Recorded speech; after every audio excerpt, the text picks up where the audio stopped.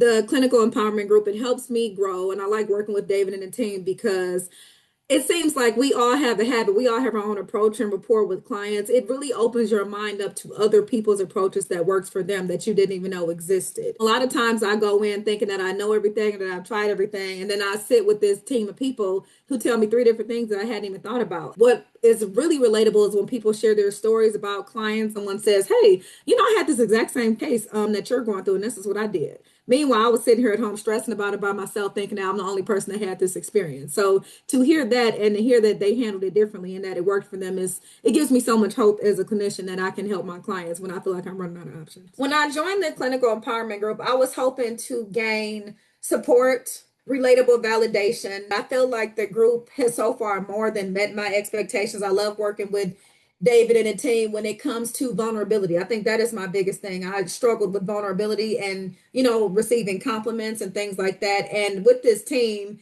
I don't feel weird about saying things that I'm not sure about. People don't look at me like I'm inexperienced. They don't look at me like, why don't you know that? They admit like, hey, I feel that way too, and it's okay. I feel safer than I even expected in the space. And it just shows me that at the end of the day, no matter how experienced we are as clinicians, we are still humans. So it continues to exceed my expectations. I actually look forward to it. One of the main things that I was looking for when I chose to be in a clinical empowerment group with David was that I needed more support. I feel like a lot of people expect me to know everything, or, sometimes I get nervous about making mistakes, or maybe I just don't know the right plan for people. Every client has a tailored plan.